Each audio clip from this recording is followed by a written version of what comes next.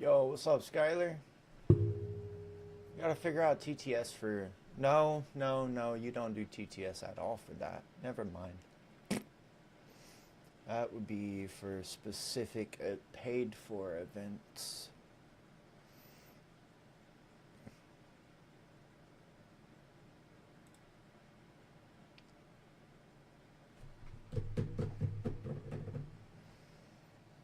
All right.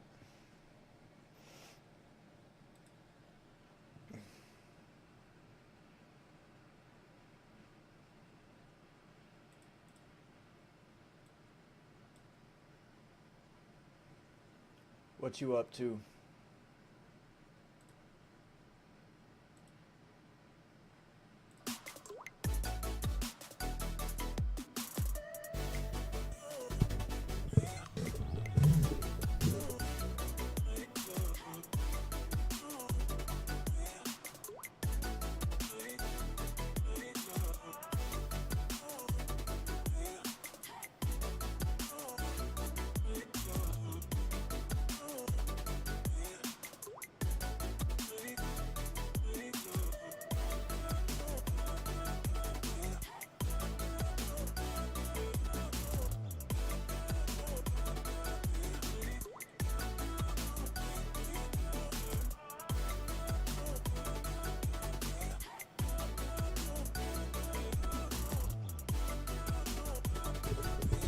Hello? Can you hear me? Do I need to change the... Can you hear me?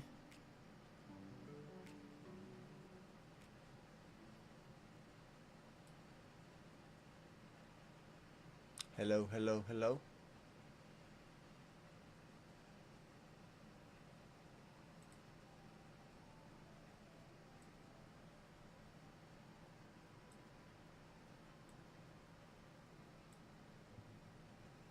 All right.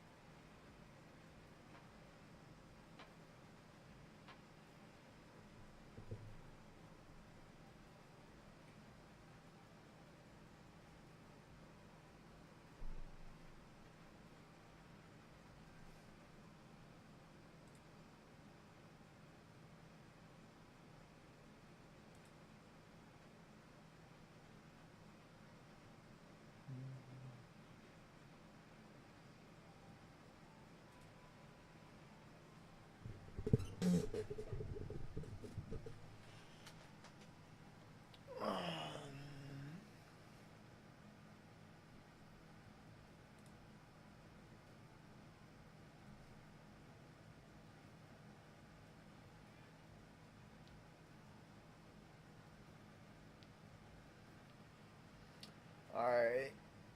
Let me see, let me see, let me see.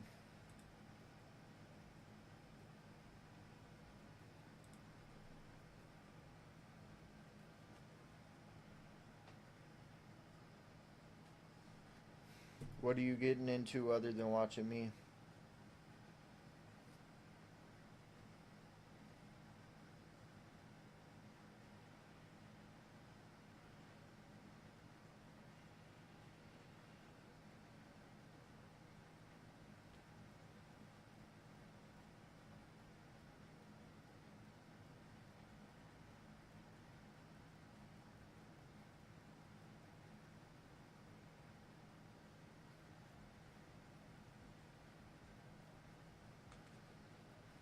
Chilling.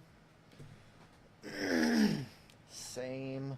About to post on TikTok.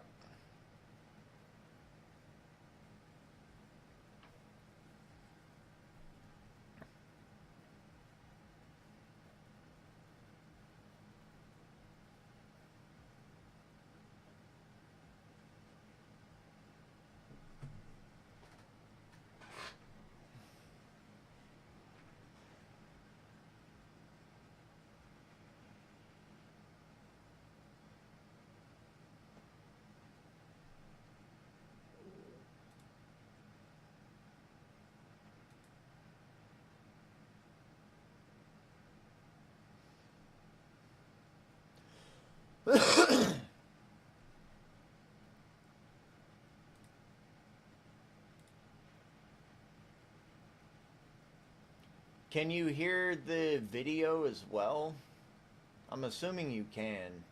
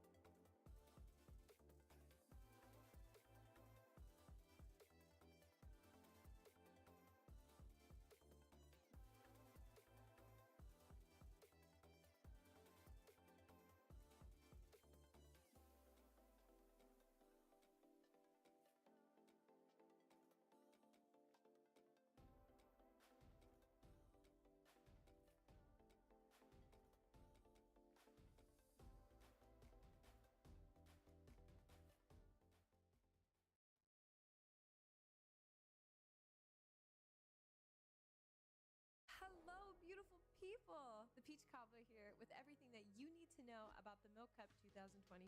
Gonna Need Milk is going even bigger with a prize pool of $300,000, the largest for any women's Fortnite event in the US. There are 3 different series where teams can qualify for the LAN championship. Each series will have an open qualifier and a main event. Open qualifiers and main events each have a slightly different format. For open qualifiers, teams have 3 hours to play a maximum of 10 games, and only your best 4 games will count toward your final score. There are no set lobbies in the open qualifiers, so once a team gets eliminated, they can immediately re-queue, and the next game will launch once the lobby is full. The top 50 teams from each qualifier move on. The main event is 6 games, with all games counting toward your team's score. For the Series 1 and 2 main events, the top 15 teams instantly advance to the LAN championship. For Series 3, the top 20 do. Each main event has a 30,000 prize pool split among the top 25 teams. And yes, you can compete in all 3 series, even if you've already advanced to the LAN. So go get your bag,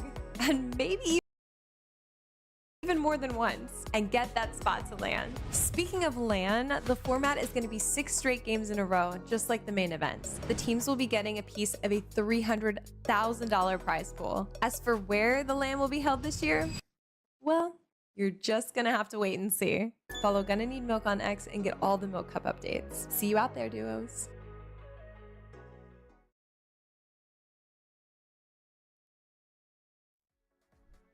50 duos competing on the day, 15 spots for LAN available, and 1 championship title. Welcome everybody to the Milk Cup Series 2.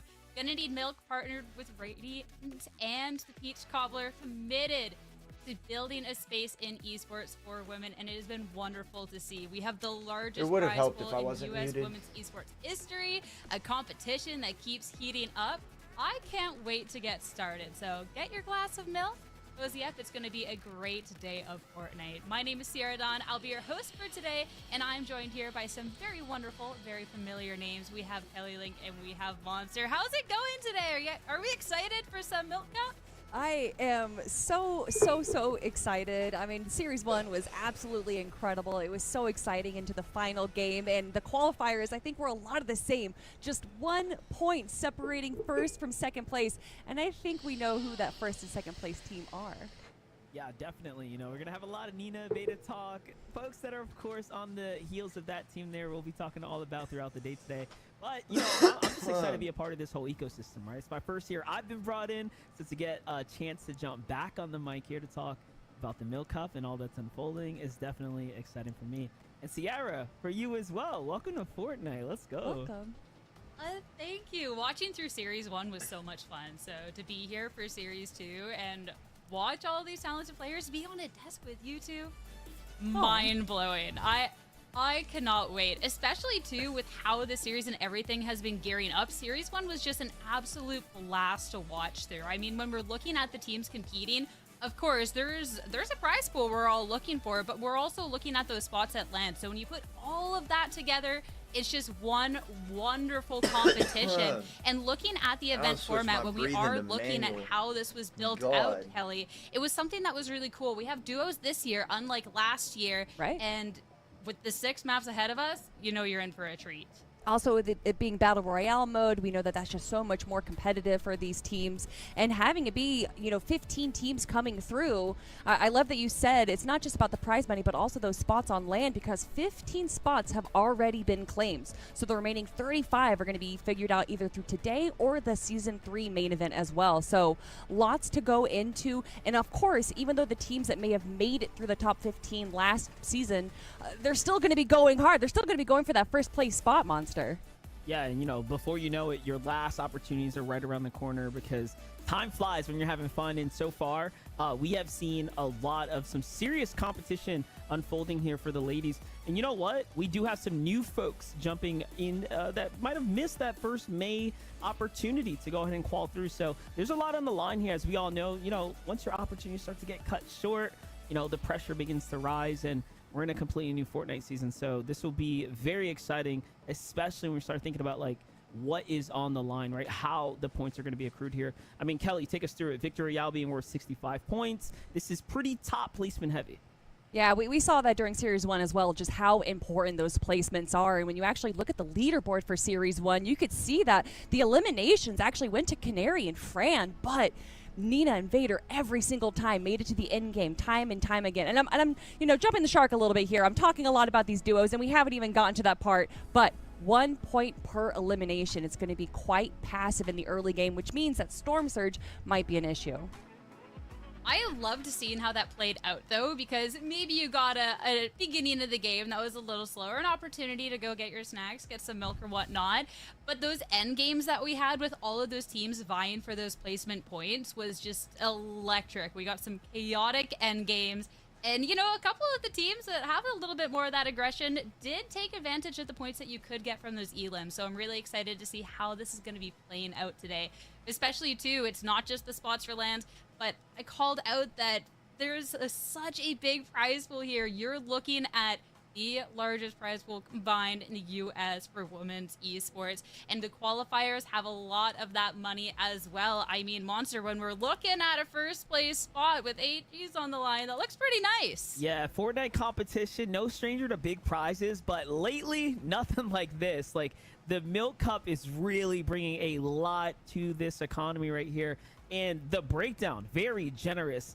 $30,000 per qualifier. We mentioned there's 3 of them. Yeah, and they can continue to play season to season. So this is an incredible opportunity, and you just really got to appreciate the fact that these sponsors, the partners, right, everyone involved bringing this together, they're making a huge impact. So with that being said, there's a ton of cash here. There really, really is. It's a good time for these ladies to be involved, and we've been so excited to talk about the players, especially, too, what's really exciting is the opportunity to see repeating duos from Series 1. So, Kelly, when you're looking at a couple of the teams that really made some waves, we'll get to see them back competing today.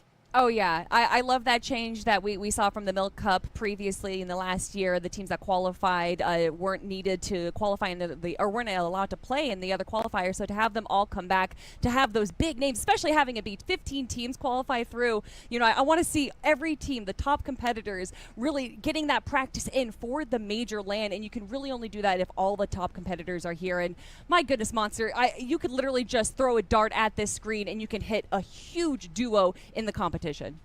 Yeah, my first time casting over the Milk Cup was that first qualifier that just, concluded. And I got to say, my favorite player to come out of that was definitely Canary. Like, seeing what she was capable of, really, I just was not familiar with her game. But since then, I have absolutely decided to find her on Twitter, follow her, follow Frantic. I'm checking out their gameplay. What they're doing is incredible.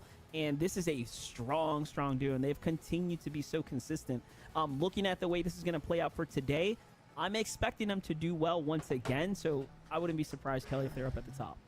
I mean, they were up at the top during the qualifiers, beating out Nina and Vader, the reigning champs, by just 1 point. And having Demon's Domain uncontested is going to just give them everything they need to set themselves up for the early, mid, and late game. And I know you're talking about Canary. You could take either of these players right here, have one of them go down early, and then the other one will be able to solo clutch all the way to the end. It is absolutely insane what both of these players are capable of.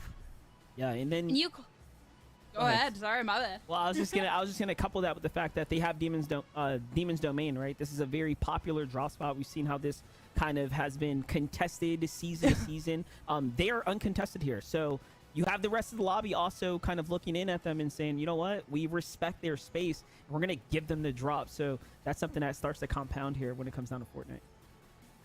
I mean, you're talking about how acting to Brandon Canary as well as like CC Nugget are going to have a great goodness. Gotta love the puppies making their features here on the show, of course. Yeah, take a look at this drop map right here. All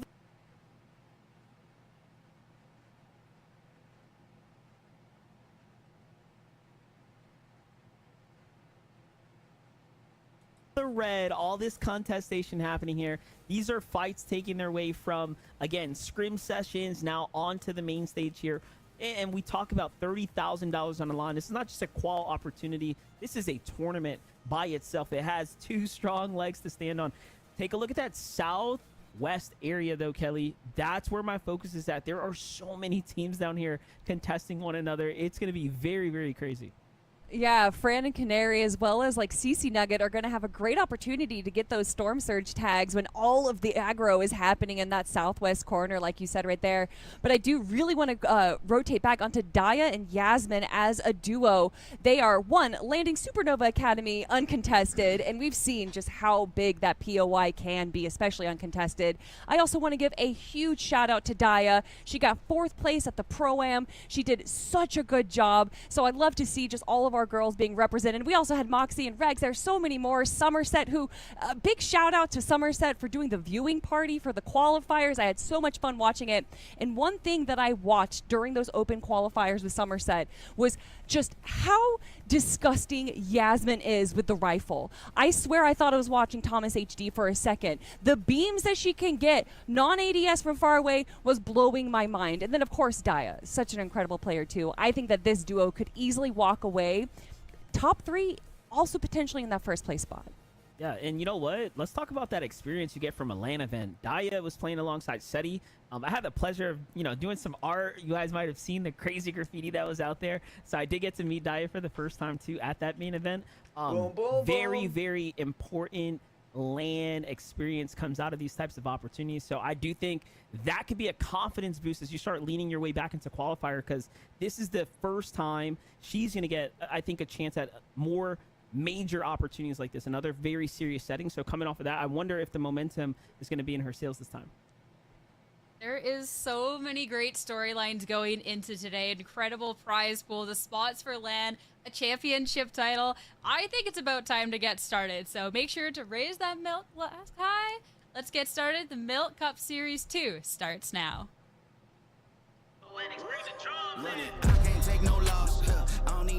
I didn't think the games could get better, and Game 2 certainly brought the heat, brought the kind of that high-stake competition that we were talking about, and brought the drama right away.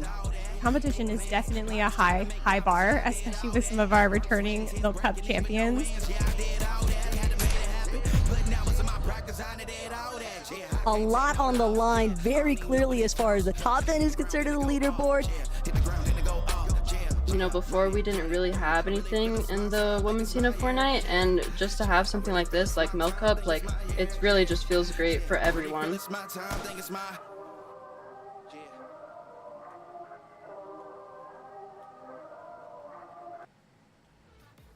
A lot is going down from that top end of the leaderboard, Jacob, but I'm really excited to see what actually takes place here in round 2 of the Milk Cup.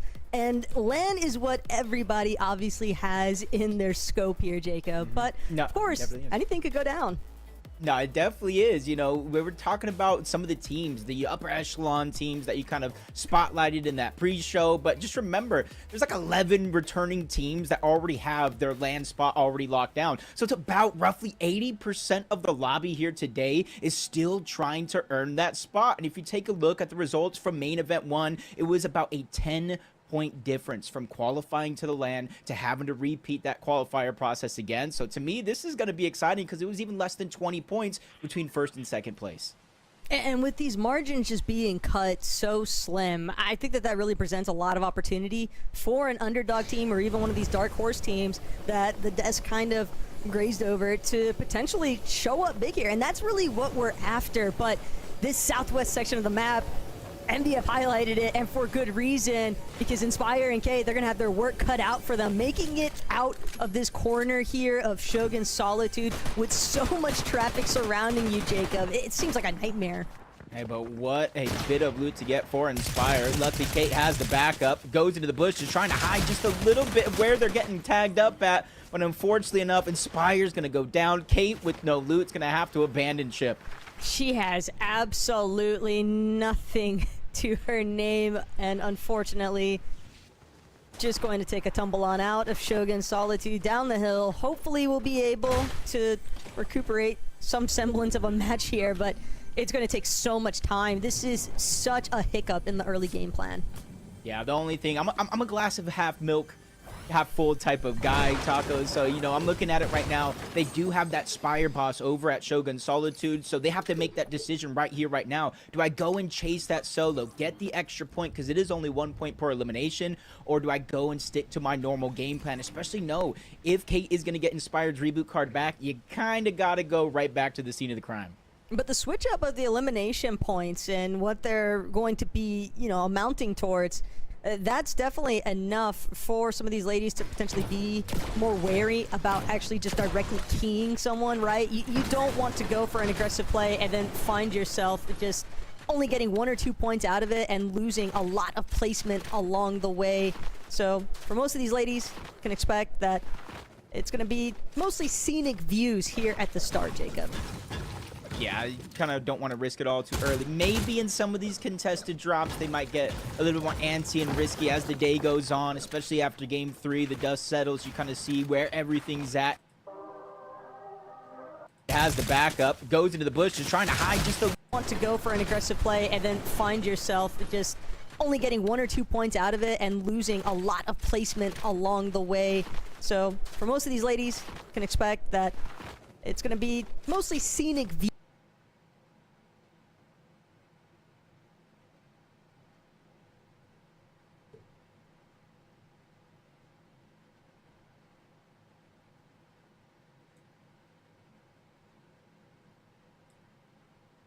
You know, amounting towards, that's definitely enough for some of these ladies to potentially be more wary about actually just directly keying someone, right? You don't want to go for an aggressive play and then find yourself just only getting 1 or 2 points out of it and losing a lot of placement along the way.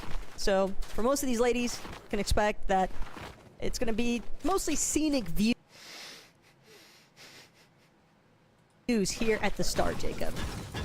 Yeah, you kind of don't want to risk it all too early. Maybe in some of these contested drops, they might get a little bit more antsy and risky as the day goes on, especially after game 3, the dust settles, you kind of see where everything's at and how you have to perform to close out the rest of the day, because you can kind of pick and choose. You see, you know, a team like Frantic and Canary, for example, if they're on top of you on the leaderboard, you know that spot is going to kind of roll down because they're already qualified, so you can kind of formulate a game plan as it does go on. So I do like this decision from both of these teams on this side of the map to kind of disengage, play it a little bit more slow, start to build that confidence and that momentum, so that way when the games go to the end, closer to the day, you have more to do.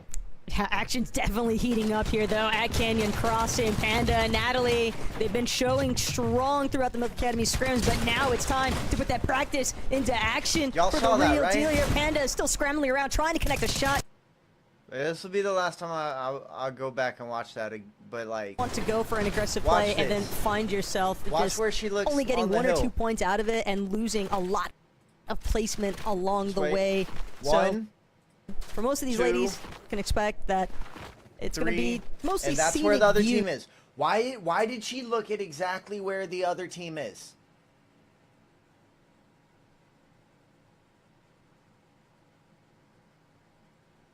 Who's here at the start, Jacob.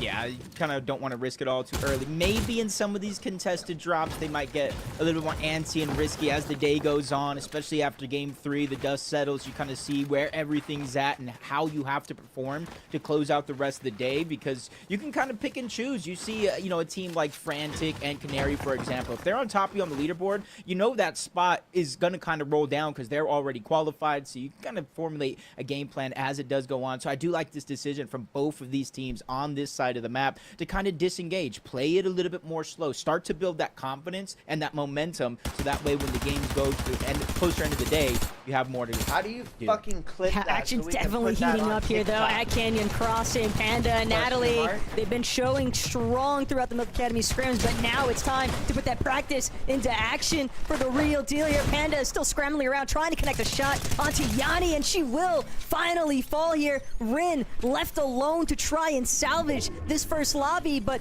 Natalie, Panda, they have the full upper hand here, Jacob. It might only be 1 point per elimination, but they want to make sure that they stake out and claim Canyons Crossing from the beginning. Yeah, backup is truly up against the wall, especially since Panda did find a big pot as well. So you know they're relatively healed up in the situation in 2v1. Rin is trying to run away, but you know as well as I do, those audio visuals, a big giveaway. They know exactly what direction she is trying to escape into, but may not know exactly where she's at. So this could be a good opportunity for a sort of lurk play from Rin if they continue to close the distance, but I don't look like that's going to be the case. They don't want to take the risk. They're just going to continue to loot up now that they won the spot. I'm just checking in now with Maddie and Sophie-Ann over by Lone Wolf Lair. What you up to, Speedy Slug? A little bit further north than where some of that South Place early contest is actually taking place. But Maddie and Sophie-Ann, they don't seem like they've managed to find as many surge tags as they would have probably been hoping for.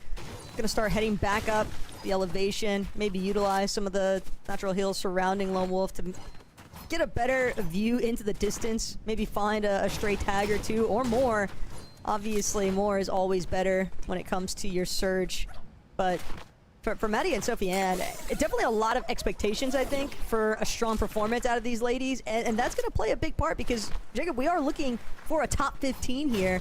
But when your top 15 potentially consists of teams that have already qualified to that LAN, it might not be, you know, you might miss a little bit of the prize pool money, but that could extend some slots for some of these other ladies. Yeah, and you kind of consider, you know, depending on if their spot is contested or not, you know, if they have their land spot, you know, they almost have nothing to lose other than kind of condition the teams around them. Like, this is our spot. Don't even come near it. And kind of Impera and Psycho kind of doing the same thing over towards Outlaws Oasis, who was relatively, I believe, uncontested in main event 1. They just were unable to kind of really pull it together to get one of those qualifier spots. But I think this time around, with most of the contested fights centered on the south part of where they're actually at, they have a little bit more freedom, a little bit more flexibility to kind of do exactly what they want to do and start to build that momentum into the game, start to loot up, get their materials, their resources. And what's most important, Taco, is that priority positioning on the map. I'm also just trying to see a clip from Emperor and Psycho. Look, Emperor's been throwing on so many scrims with the ladies to get practice. It would just be phenomenal to see her go absolutely buck wild on the live broadcast, Jacob. Okay, call it bias, whatever you want to say, but I love those two to death and would love to see them prosper. But it's the same for all these ladies, right? You never want to see anyone actually be out of that top 15 for threshold or qualifying for LAN, but unfortunately, losing is learning, so there's that to work with for these ladies at least. It definitely is. I know I was kind of talking with my stream yesterday about who's the top 5, who's going to win, and then you showed me the drop map. I'm like, wait a minute. I might have had it all confused, but they got that bush play, a good amount of damage there to kind of start it off, but not enough to really build the confidence for that green light. If they would have maybe cracked the shields, maybe got them down to just HP, they kind of pushed over with those dashes, closed the gap, but since they weren't able to land a bunch of damage, Taco, you know as well as I do, with that zone pulling so far to the southeast portion of the map, they have to make that conscientious decision to rotate now and worry about surge later if it becomes a problem. I respect the warning shot, but these are not warning shots being sent to Ada, Bread, and Jules. Absolutely barreling down, chopping her out, trying to ensure that she doesn't get any sort of an advantage. And sure enough, Ada, in a little bit of a panic, will take as well as I do, with that zone pulling so far to the southeast portion of the map, they have to make that conscientious decision to rotate now and worry about surge later if it becomes a problem. I respect the warning shot, but these are not warning shots being sent to Ada, Bread, and Jules. Absolutely barreling down, chopping her out, trying to ensure that she doesn't get any sort of an advantage. And sure enough, Ada, in a little bit of a panic, will take a tumble off of these builds. Bread and Jules more than happy to collect the leftover body loot. But they do have a ways to go into the next zone. Knowing that they have their surge lockdown, Jacob, with 2 eliminations, though, that's going to make it a little bit easier for these two ladies to kind of just fixate more on how they actually want to rotate. They could white line in if they wanted to, but they might also look for a little bit more of a dead side angle. Yeah, and I like that because you're kind of handing out those 2 eliminations, the Storm Surge, and you notice in their loadout they do not have any bit of mobility. I didn't see any of those dash sprites. You don't see they don't currently have any charge as well. They don't have the cape, so they got to start prioritizing their rotation, and having that Storm Surge is a huge amount of flexibility for them to do just that, and they have the Med Smoke, so they can, in theory, stay as long as they want in the zone. It's very, very early, only 1 tick of damage, so they have all the time in the world to kind of rotate on over, and this is on the other end. You're seeing where the zone is kind of pulling over towards brutal boxcars. I feel like maybe this season, this has kind of been where the zones have been pulling more times than not as well. Okay, I like that shot over Tokyo and B, though. Keep in mind that from our first Milk Cup qual this year, we definitely saw some pretty heavy pop-off moments. And I think that it's definitely possible. You never want to undermine, I think, any of the ladies that are competing here today, because we know Tokyo and B, they're willing to get aggressive, especially coming out of that Flooded Frogs uncontested, but just a lot of, I think, random pot shots kind of being distributed all across. A lot of these ladies not really willing to commit to any hard fights, just trying to get into zone. And what I feel like that does with Storm Surge is it kind of makes it relatively even for the most part. Instead of having one team, one player just running around, kind of W keying the lobby, getting a bunch of eliminations, which kind of stretches it out, it kind of seems like it's going to be relatively close. So for the teams that were able to rotate early, get that priority positioning, even if they haven't accumulated the Storm Surge yet, they're in the best positions to not really have to worry about it. And you see Kells, Lily taking their time. They do have a geyser right next to them, different rotations inside of their loadout as well if they so choose, and not too many teams nearby. So they have a lot of flexibility here, even though they're not currently in the zone yet. That looked like a positive, though, for Kells, scoping right in onto the dash sprite, and they're definitely going to need it because you already made the call out for it, Jacob, but mobility is always going to dominate when you're trying to make some of those endgame rotations. And without it, these ladies are definitely going to be feeling the pressure, just trying to work their way into the edge of the zone or anything like that. But Outpost Enclave really starting to turn up with a little bit more company than what Danzy was hoping for.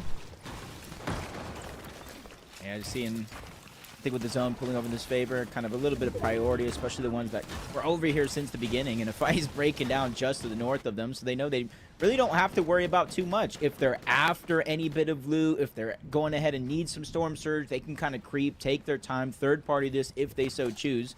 But they definitely have a ton of options to kind of do what they want. As we tune into Dolo and Liz, this fight is going to slow down just a little bit, and that kind of goes back to what you said, that risk-reward scenario this early on in the game.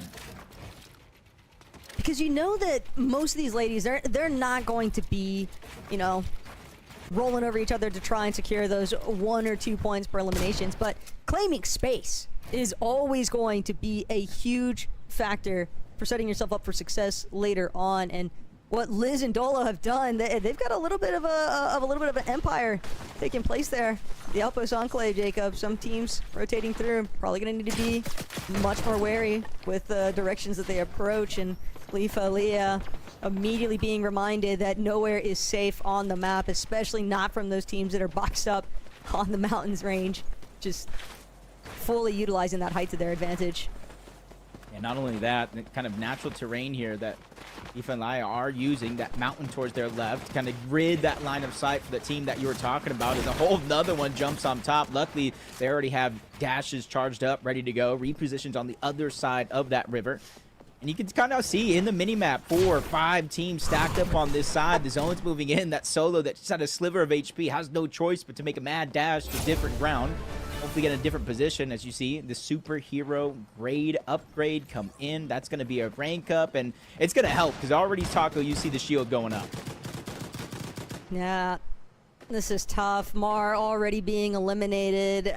Anytime you're left as like a solo in this kind of scenario, I think Nisby knows her only option is to play hide and seek. You really can't afford to extend yourself. You got to just wait and play from that back of zone.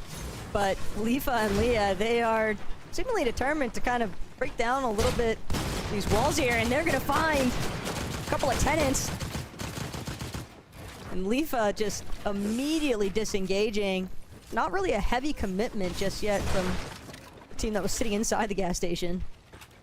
If Fortnite was a movie, that would be one of the jump scare scenes right there. Didn't really expect it. You can kind of see Lifa kind of going up exactly what you were saying, farming up, needing the material, a huge lack of hard mats, brick, and metal. That's one of the places you can start to get them from the metal walls, the brick walls. And so, but luckily for Niswi on the other side, they scared him away. A whole third party there. You're not going to enter in that building. And this is literally the best case scenario if she does have that reboot card, because there's a reboot van nearby and the zone pulling every player away. So I'm kind of hoping and praying, knocking on wood, that this is an opportunity to get your duo back into the game, because we know in a competition like this, there's a huge strength in numbers, and you don't want to fall short this early. The problem, though, is that Lifa and Leah, they're just not going far enough. And Niswe still delaying, actually jumping onto that reboot opportunity. But the audio cue, too, Jacob, that could pose its own slew of issues. But I'm assuming that Niswe, it's just one problem at a time, right? You got to put one foot in front of the other and just hope for the best in some circumstances. Silver and Val, though, making good use. Just barely getting in. Silver could have waited This half edge a of second zone, on and that last it looks wall. like they've got a good amount of space between them and everybody else. That's exactly what you want. I like how I they're feel not like even getting that greedy, was a being that team on little top of bit the mountain. intentional. You know, just kind of trying to lay low relatively for the most part. Lulu, Simone just kind of boxed up just outside of Foxy Floodgates. And again, this is getting to the portion of the game where you got to be really, really decisive and care about your rotations. The more close you get in towards that direction, there's very, very crucial different elevation changes up on top of the Foxy Floodgates, on the side of the mountain, or underneath where there's a lot of tunnels to access. And there's a lot of teams coming on this side of the map that you have to be careful for. And then you add in the island that's there that gives a huge line of sight over these mountain ridges. Yeah, that island is going to be a huge threat later on, especially if there isn't already a team up top claiming it. But hard-pressed to believe that no one's taken advantage of that elevation point. Still, Lulu and Simone, though, Jacob, they seem to be totally aware of the fact that there's definitely teams higher up than them that could be a serious problem. Horse Girl, just trapped. This is one of those out of sight, out of mind kind of instances where you really just hope that the lobby doesn't notice you. And however her surge is looking, though, that's going to be the real problem here, because you take shots as a solo, Jacob. You've got to expect some fire back, but also just the duos that are already based up, more center points, higher up, you can definitely tell that they're going to be more than happy to try and take down this solo. Yeah, this is a 100% not safe rotation. You either got to go through Foxy Floodgates into those tunnels where you know at least one or two teams are already hiding, or you got to figure out a way to get up that waterfall, the zip line. But again, you're so exposed as a solo, no heals, no resources. Even on top of that, not a lot of material. So it's a huge mountain climb, both literally and figuratively.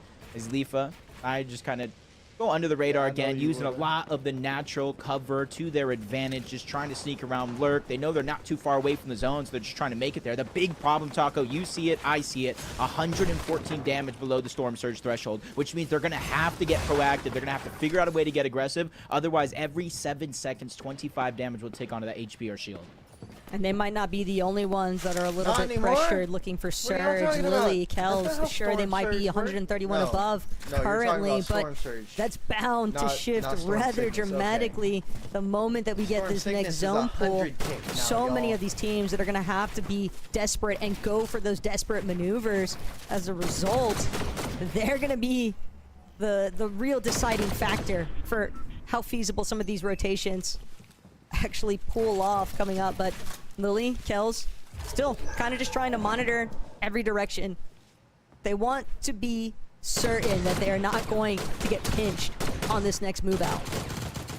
Yeah, and even though they're like 150 above, they're running little tags here and there. They know the next zone, that could easily be a coin flip if they're below the threshold. I see other players kind of suffering being below that damage. You're seeing a couple of ticks right there, right before our very eyes. And they're letting the only team close by start to rotate away. And that's why you're seeing that conscientious decisions early on to kind of rotate slow, not loot up.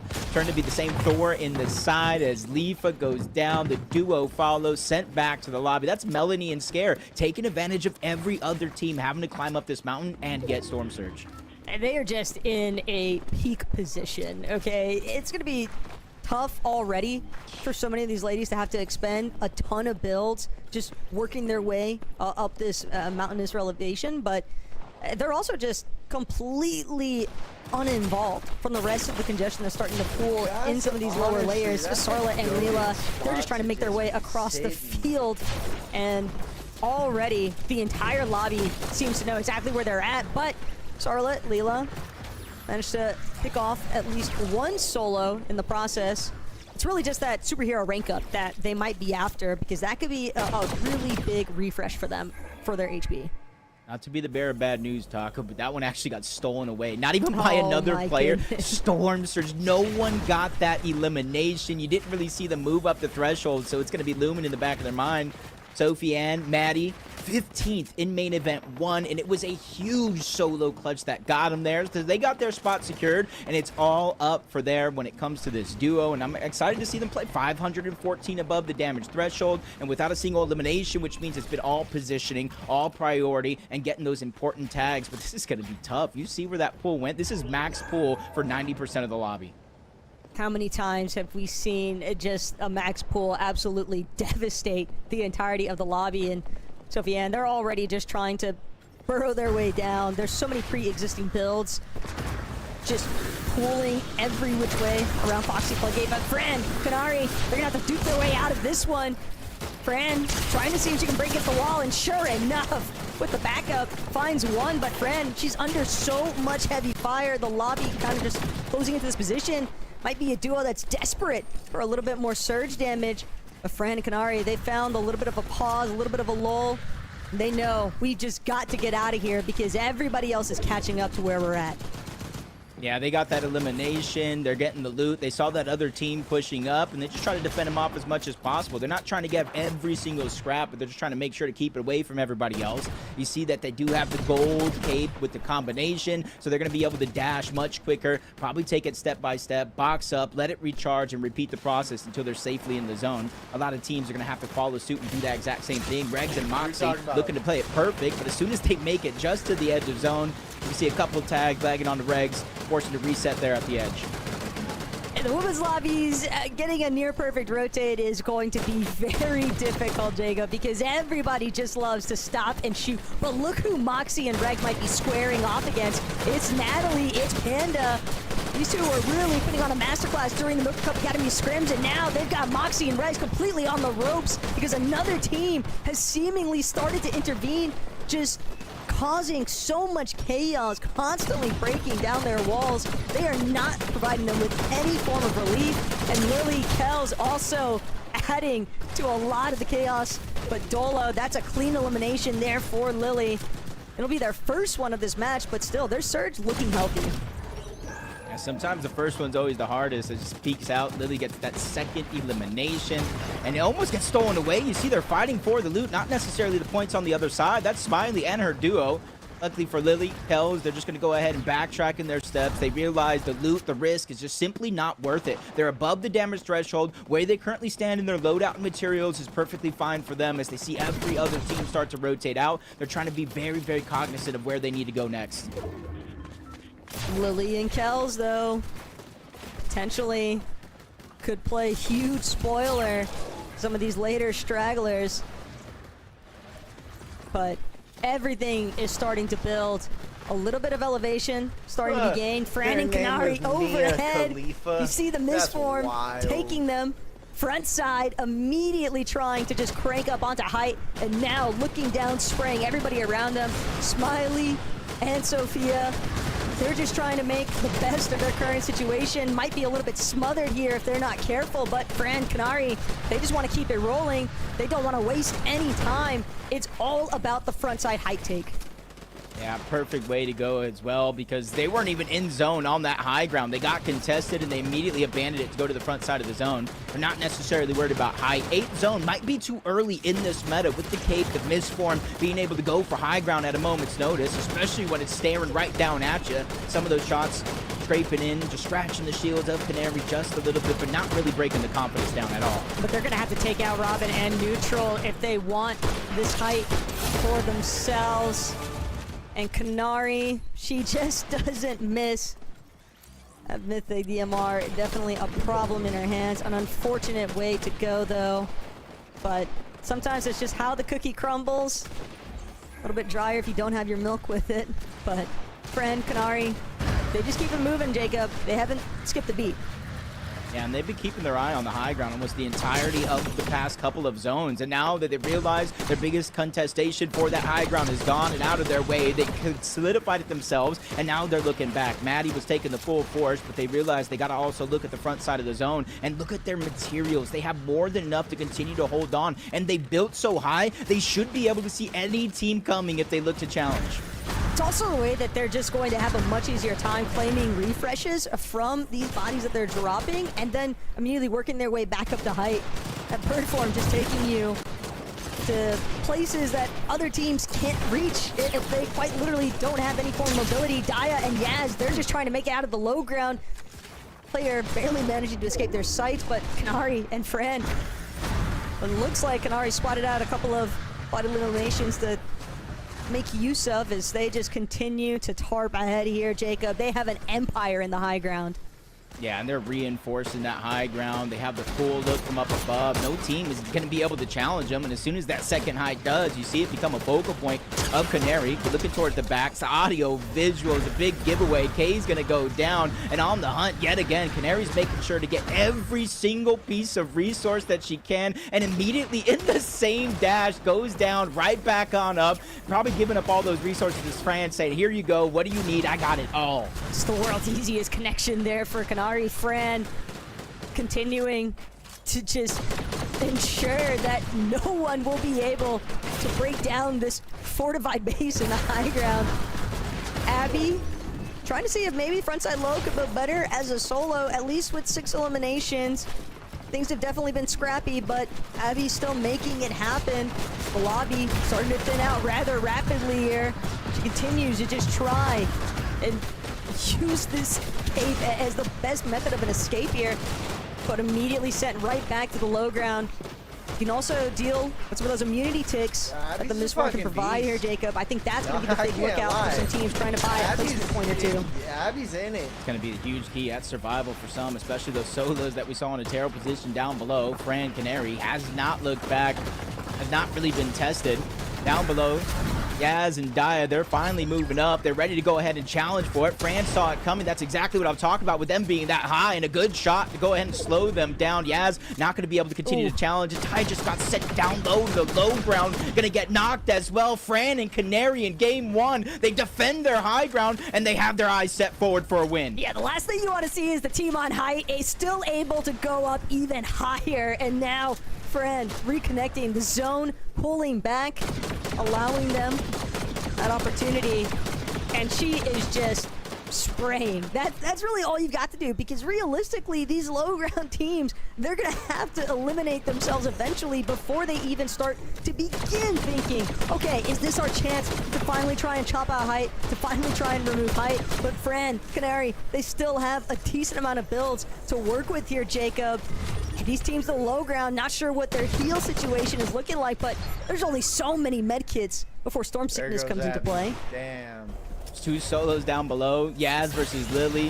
Frantic and Canary are just watching it all play out. They probably got their popcorn and say whoever wins still has to go through us. Medman Smoke buying a little bit more time. Canary getting to the front end, making sure that nobody survives. Yaz goes down to Lily. Canary's making sure that if you come in my direction, you're going to meet the full force, and that's going to be a big shot for Canary. The confidence continues to build. Fran with no help because she's playing the heal off, and just in case, as Canary seals the deal. 9 eliminations and a game 1 win. Taco, that is how you start the day with momentum. Is anybody surprised, though, to see Canary going ballistic in an end game? I mean, even from the start of this matchup, from the moment we first locked in to what Frantic and Canary were doing here, Jacob, it just seemed like they had a steady game plan. They stuck to it. Their rotations, not always flawless, but the moment that they claimed the high ground in that 8th zone, it just seemed like nobody else could really take control of that frontside height. Yeah, they built high enough. They continue to pressure every second height team. And because they get Demons uncontested, they got the Mythic Spire. 55 shots uncontested. You're able to spray and just hold and pressure players down. And then you kind of let Canary do what she wants multiple times, grabbing eliminations, dropping down, grabbing those extra siphon materials, and just reinforcing their position. That was picture perfect for a game 1. Yeah, it's honestly unreal to think about this duo not only bringing home the first match of tonight's Milk Cup, but just keep in mind that these ladies I have for all sure been would grinding have. for a really long time, and we even were lucky enough to see some of the women competing here tonight, competing at that pro-am, that MDF reference on top of show. So Abby let's take C. a little bit Dior. of a look back to what took place She at was the in it. pro-am. She was doing some shit. What does it mean to see a lot of the Milk Cup players here on land?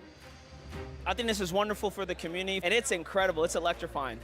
Well, they're not just playing, they're actually kind of doing well. It's good to see. Like, they just need the I'll have to opportunity, find it, but- and they can prove themselves pretty fast, I think. It's cool. I mean, I've been watching all the tournaments the last few years. I know Moxie, Dire Regs, they're great competitors. I've been dreaming about this a lot, like all my childhood. It's pretty cool, you know, seeing Seti and Daya in second place definitely proves that, you know, they can compete at a high level for sure. Oh no, don't jinx it, don't jinx it. Oh, I love it. It's probably one of the best things that the whole gaming community. All right. I'm going to go grab me a soda. I'll be right back.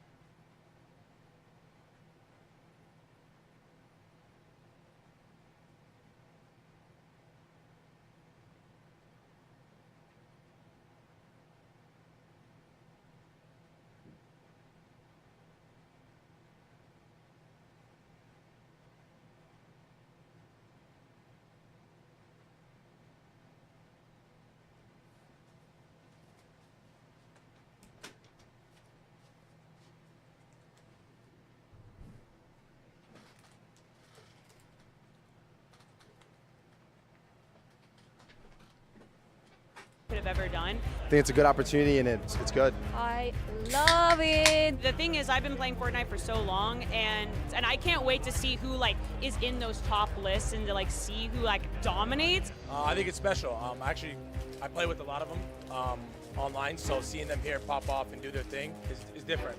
My biggest inspiration actually is Moxie. She is really good, and I've actually like learned a lot from watching her play in the Milk Cup. There was obviously a lot of questions during the Milk Cup when Moxie, Regs, and Daya dominated.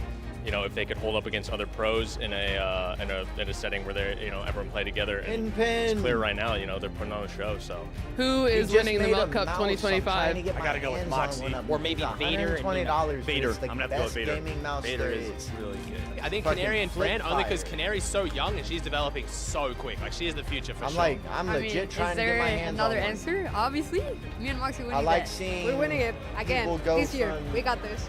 just doing something that they love to like having a business, you know? Just play like anything, literally, He and if picked you out all don't the do parts good, and like, made the don't damn even be thing. sad. Like, I came like from nothing, and I'm here now, and it's just incredible. So just grind, Just do it. Just do it. Do what you like, what you want to do, and don't listen to the other people. Be consistent for like 3 months, and you will see so much from it. Whatever you want to do, whether it's content or being a pro or whatever else. Trust the process. Be super confident when you play. It's super important to have confidence. Everyone starts somewhere, and everyone wants to make a name for themselves, and also just be involved. I think that's the main thing, is being involved. So I just love that they're actually promoting that. The exposure here is awesome for them, and I think they can take it to the next level too. It definitely proves that, you know, they can compete at a high level for sure. Good luck to all the ladies out there for the Milk Cup. Absolutely. I want to wish you guys the best of luck. I wish all the players good luck in the Milk Cup. Good luck in the Milk Cup. I'll be watching as always. Play your heart out. The game's not over till it's over. Good luck out there, guys. Hope you guys are enjoying the Milk Cup.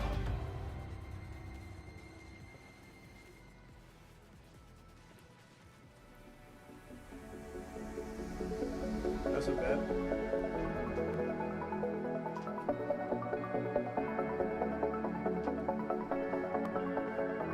I'm not watching all of this tonight, I don't think. Here, Kelly, not something I expected. A lot of points. Maybe looking at these 20 teams qualify. Beautiful shout out. That reps, the Compete the basic positive. Just north of Lone Wolf, south. Times before in different competitions where you start that reboot almost forces them to try to go ahead and push in. The case with no build, it's all or nothing. The 50-50, good shots being traded off back and forth, but without it. I do believe both teams, you know, Maddie, Sophie Ann is at, and Powell and Evans. taking a peep though, over by the first order. Just pretty stacked. So then you got to start to think about Bump it down up. spot those positive With their competitive experience here, Jacob. to just think about it. Over by the first order base. See if she can find that final shot. Down the whole southwestern part of the map. 3 contested fights back to back to back. And Smilers are biggest thing right now, just trying to save the H. Things change. Western edge. Look at the highlights though coming out of that game. We had a little bit of an interesting end game where it was a battle for height. Daya coming up out of nowhere. But here on your screen, Lily, Kells putting in work, catching their damage. And man, talk about a big surge game as well. The threshold's really kind of picking up here, Kelly. Not something I expected, but again, when it's this much placement points on the line, silly me. I love this play, Canary and Fran chopping out high ground right there. They have the mats. They know that they can go for that height steal. And then we were talking about it, Daya and Yaz also trying to go for that height steal. They had a really good play for it where they kind of split up on birds to kind of pinch Canary and Fran, try and catch them out. But Canary and Fran were ready for it. Birds are an amazing item, but they do make a little bit of noise, so it's a little bit harder to steal height away from players when they do attempt that. Lily having a great solo clutch here to end things off in second place, but when you're going up against Fran and Canary, it's going to be really hard to be able to 1v2. But Lily there, actually, I missed that earlier on. A great elimination onto that third place team to get that second place clutch. Yeah, definitely was. And in the end, though, 9 eliminations for Canary and Frantics to kick this game off. What a way to start game 1. So much momentum coming in there. Tons of elims as well. Daya and Yaz earning that second place, by the way. Sierra, you saw them fight for high ground. That took a lot of heart to do that. And I'd say it was definitely worth the risk. Oh, yeah. I love the confidence in that, too. And I love how to see these changes with the birds, to be able to see how that fight kind of changes a little bit with being able to contest just a little bit later. I loved this. And looking through the top teams, of course, we still have six games on the day, so 5 more to go. But sitting there, a lot of points for Fran and Canary definitely looks nice. I mean, Kelly, going into this, of course, this format, placement definitely gets you a lot of points and elims for the rest. But I want your take on the top 5 teams that we see here. I mean, you can already see, like you were saying, 12 points separate first from second place. But once you get down to the lower placing teams there, a lot of those points are so close together. We do still have plenty of games left. So a lot of these teams aren't going to be too worried about their current position. They have plenty of opportunities to kind of change up their strategy, maybe go for a different in-game play to go up the leaderboard. And one of those teams that we can expect to go up the leaderboard is Nina and Vader, our reigning champs from Series 1, currently sitting in 5th place. Yeah, one thing I want to highlight, though, Kamors and Kay there, right? We talked about how they might have had something to worry about on the drop. Right. Game 1 turning out very well for them, 13th place. So you have the catalyst of course, your early game fights. But it's about making endgame at the end of the day, and that's going to be the most difficult thing. To add on to that, actually, the team that they were contesting, Panda and Lena, also in 10th place right now, showcasing that maybe if you're not going to go for these kind of big off-spawn fights, but instead you go for the split, that there's an opportunity for you guys to make it into that top 15 spot, because neither of these teams are actually able to make it into the top 15, so they haven't picked their qualifier or their land spots yet. So to see them be able to handle a similar situation like what we saw from Series 1, but have a different outcome, just bodes so well for them, Sierra.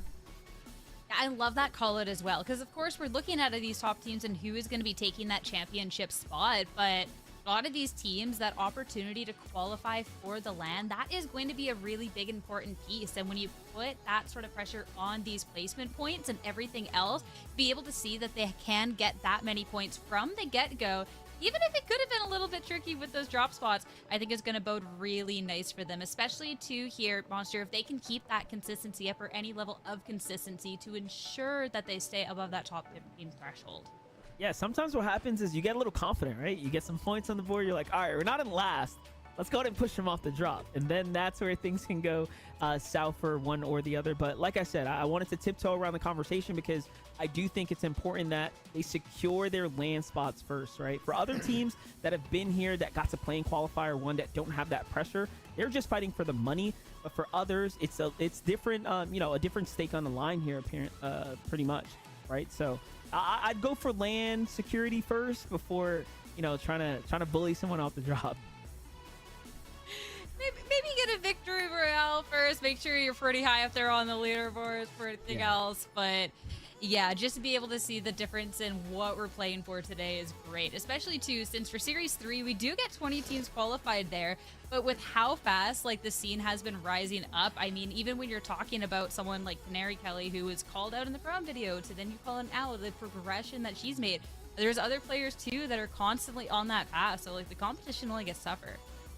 I mean, there's a reason why they call her the Peterbot of the female scene. She's absolutely incredible, and she has so much more to grow. But you know what, Sierra? What I want right now is more Fortnite. Well, I have just the thing for you, Kelly, because we have more Fortnite ready. Game 2 of the Milk Cup is ready, so let's head on over to your casters, Taco and Jacob, to take you through. The perfect moment, Jacob, because game 2 right about to be underway, but more importantly, Frantic and Canary, so happy to see them find that win. It looks like their time spent practicing in those Div 1 quals, Jacob, has definitely paid off. I do low-key need to see them run it back, though, with Pilot. We even saw him giving them a beautiful shout-out to the ladies in the Fortnite scene for the Milk Cup stuff, so if they run it back, I think we could definitely see some fun stuff coming out of them. But locking back into Milk, Canary and Frantic have definitely set the tone for what to expect after that first lobby. Yeah, set the tone, set the bar, set the pace. They set it all in that last game. And honestly, everybody keeps hyping up Canary. The biggest thing to come out of the Milk Cup, I feel like, in terms of notoriety. And that's why I like these opportunities, to be honest. You even have the Milk Academy that does go on. It's just a lot of flexibility and options and an opportunity to give these women a chance to kind of shine. And even if maybe not play for it all, because some women did not make it through this to the main stage, but at least they're getting that reps, the competitive reps, because I've always said, you know, you have to at least try, and it's not failure unless you give up. As long as you're failing forward, you're learning, taking notes, VOD reviewing, progressing, it's all progress. And as long as you go around for Milk Cup 3, where 20 spots will be up for grabs, Taco, I could guarantee you some teams will be qualifying that they may not think about it now, but it's definitely possible. This is a great opportunity, really, for some of the newer ladies to the scene to just start building some of those competitive habits. You're getting that soft introduction, and if you like the experience from participating in the Milk Cup Open Quals to now playing in this final lobbies to try and get your qual spot for the LAN, I always love throwing out the reminder that the Milk Cup Academy could be just a great chance to compete, to basically keep compounding on those abilities, on that gameplay potential. And it's something that's always worth giving a second thought to. Just if you haven't participated in any of those scrims yet, but make sure you jump on in. It's absolutely nothing to join the Discord and get a little bit more of that comp experience, because I think for some of these ladies, nerves can definitely be a factor, but the more that you're involved in this kind of environment and surrounded by these other women who are also just trying to be like uplifting with their competitive experience here, Jacob, I think that it's just all going to come back tenfold as like a net positive experience. Yeah, and to me, that's the biggest thing in the world, especially having those positive experiences. Obviously, for Game 1, some teams may feel like they didn't have that positive experience. Maybe they didn't get as many eliminations as they wanted. Maybe they didn't get that placement that they wanted, because it's around the top 10, Taco. Top 10 is where you get half of the placement points available throughout each and every one of these games. So if you're able to at least make it that far pretty consistently, I think you got a pretty good shot of getting into that top 15, getting that LAN spot qualified. Yeah, or just hoping that one of the formerly successful competitor duos manages to help bump it down a placement or two, which it's a pretty easy expectation as we continue to spectate, and it would appear as though Lone Wolf Lair is a little bit lonely here for Hearst Girl. She's just doing what she can to kind of remain somewhat hidden from the rest of the lobby and scavenger loot, really. Yeah, and that's kind of one of those things. This is kind of like a little, I wouldn't even call it like a full POI. It's just north of Lone Wolf, south of Flooded, and it's contested. You know what I mean? So there's not a lot of loot to go around. So the little bit of chest that you are able to get, you really have to make sure that you make it worth it. Otherwise, you're going to have to rotate into a whole nother team. We know the western edge is pretty stacked. The eastern edge is pretty stacked. So then you got to start to think about maybe the south end where, you know, Maddie, Sophie Ann is at, and Pao and Eves. Taking a peep, though, over by the first order base. Lily and Kels just trying to be as quick as they can with their loot. And these fringe positions on the map, Jacob, they can be nice for a starting point in terms of not having to worry about too many people trying to like encroach on your spot and basically blow up your turf, steal items out of your loot path. But when you're so far away from the rest of the action, it's definitely tough to try and work your way back into zone from teams that are more established in that center map point. That Shogun's fight rematch, I do believe both teams essentially lost their duos here, so it is going to be a 1v1. Kate is going to be on one side, and I'm trying to remember who it is. Actually, Lux Lori is going to be on the other side. That's who we're watching here, just kind of hunkered down. And you can kind of see the loadout here right on the reboot van, so you can almost play those mind games. We've seen it many times before in different competitions where you start that reboot, almost forces them to try to go ahead and push in. The Kate with no build, it's all or nothing, the 50-50. Good shots being traded off back and forth, but without a shotgun, this is going to be tough for Kate. There just has to be commitment, though, from one of these ladies. Otherwise, they're both just going to wind up getting third-partied. In fact, I still wouldn't anticipate that they don't get third-partied in the process here, but for right now, Kate just trying to see if she can find that final shot onto Lori, but to no avail. That's going to be the end of it, is now Lori will bring back Gaze and Nicole, and always a great sensation. I'm sure that Nicole was probably popping off in the comms there for her duo. Kind of saw that on the outskirts too, because that fight took so long, and then you hear the audio from that reboot. Brett and Jules, I saw them starting to rotate in, probably trying to third party or maybe even clean up if they do get there fast enough. And you're kind of seeing the implications of those contested early games fight. Even if you do win them, it doesn't exactly mean you're safe and ready to go. A little bit of